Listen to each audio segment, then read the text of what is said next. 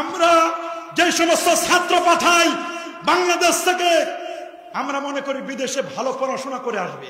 পাঠাইলাম আমরা মক্কা শরীফ, মক্কা ইউনিভার্সিটি, উম্মুল কুরা, Medina university, মিশর আজহার, তাবুক university, বড় বড় ইউনিভার্সিটিতে আমরা ছাত্র পাঠাই। যা ছাত্ররা বাংলাদেশ থেকে যখন গেছে, যাবার সময় মৌমাছি হয়ে গেছে, বিদেশ থেকে মধু আনবে। কি আনবে বলেন? কি আনবে? মধু আনবে। কিন্তু 5 বছর, 7 বছর, 8 বছর, 10 বছর, 12 বছর পড়াশোনা করার পরে বাংলাদেশ থেকে যখন গেছে, মৌমাছির ভূমিকায় গেছে, আসার সময় ভীমরোল আর বল্লা হয়ে আসছে। কি হয়ে আসছে? ভীমরোল আর বল্লা। আনার কথা মধু, আনছে বিষ। বলেন, আনার কথা আনছে কি? সবার মুখে আনছে কি? বিষ। আনার কথা ছিল কি? যখন এই দেশ থেকে বিদেশে পাঠায়, তখন নিয়ে গেছে দোয়া, পীর সাহেব হুজুরের দোয়া, মাজারের দোয়া, মা বাবার দোয়া, অলিয়া উলিয়ার দোয়া, এলাকার ইমামের দোয়া, সবার দোয়া ব্যাগ ভরে ভরে, লাকেজ ভরে ভরে নিয়ে গেছে বিদেশে। 2 মাস যায়, 3 মাস যায়, 5 মাস, 6 মাস, 9 মাস, 1 বছর, 1.5 বছর। হুজুর দোয়া করেন, আকামা হয় না। কি হয় না? আকামা হয় না। হুজুর চাকরি পায় না, দোয়া করেন।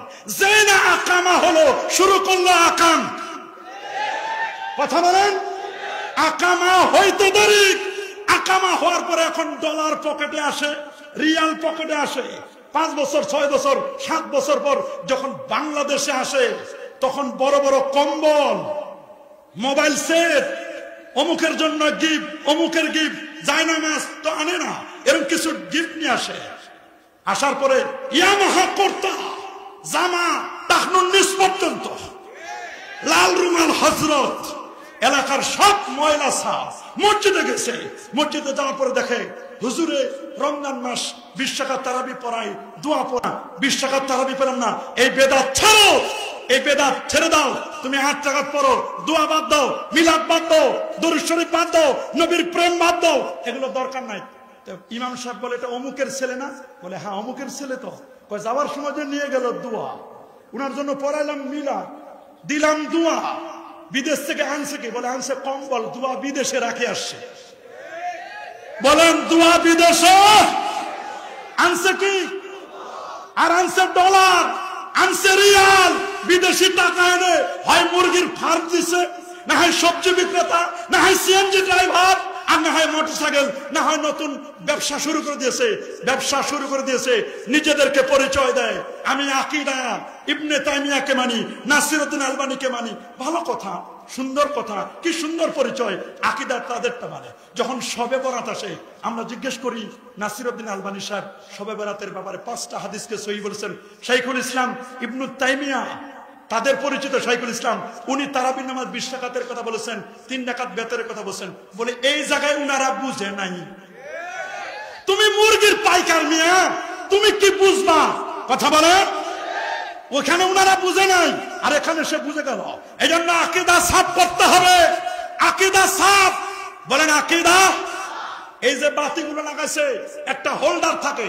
বাতিটার কি থাকে? বাতিটাকে ধরে রাখা, যেটার নাম হোল্ডার। হোল্ডার হলো আকীদা। বলেন হোল্ডার হলো। আর বাল্ব যেটা থাকে, বাল্বটা হলো আমল। আর ভিতরে যে 2টা স্প্রিং এর কালো তার আর লাল তার থাকে, এই 2টার নাম হলো ঈমান। যারা বলে এই 2টার নাম কি? ঈমান। ঈমান আছে, আকীদা আছে। বাল্বটা যত পাওয়ারফুল দিবেন, তত আপনার চেহারায় নূর চমকাবে। আল্লাহু আকবার বলেন। কিন্তু দুঃখ লাগে, আজকে সমাজের মধ্যে অনেকে তাকিয়া করে, আকীদা বুঝতে চায় না। অথচ ইমাম আজম আবু হানিফা রাহমাতুল্লাহ আলাইহি এত বড় পণ্ডিত ছিলেন, তিনি 22 বার কুফা থেকে বসরায় গিয়েছেন আকীদা বিরোধী যারা, তাদের বিরুদ্ধে বাহাস করার জন্য। আল্লাহু আকবার। আল্লামা আকমালউদ্দিন বাবরী রাহমাতুল্লাহ আলাইহি তিনি স্পষ্ট করে বলে দিয়েছেন তার কিতাবের মধ্যে, শরহ আকীদাত তাহাবীর মধ্যে, তিনি 22 বার ইমাম আজম আবু হানিফা আকীদার ব্যাপারে তিনি বাহাস করতে গিয়েছেন। আকীদা সাফ করতে হবে আমাদের। কি বলেন? আকীদা সাফ করতে চাই কি চাই না?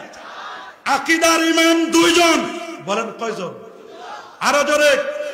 একজন নাম ইমাম আবু মনসুর আল মাতুরিদি রহমতুল্লাহ আলাই, আরেকজন নাম ইমাম আবুল হাসান আল আশআরি রহমতুল্লাহ আলাই। এখন আকীদার ইমাম নিয়ে ভাগাভাগি চলে। বলেন না, আকীদার ইমাম নিয়ে কি আসল ইমামের খবর নাই, নকল ইমাম নিয়ে ব্যস্ত। বলেন, আসল ইমামের খবর নাই, নকল ইমাম নিয়ে অনেকে ব্যস্ত।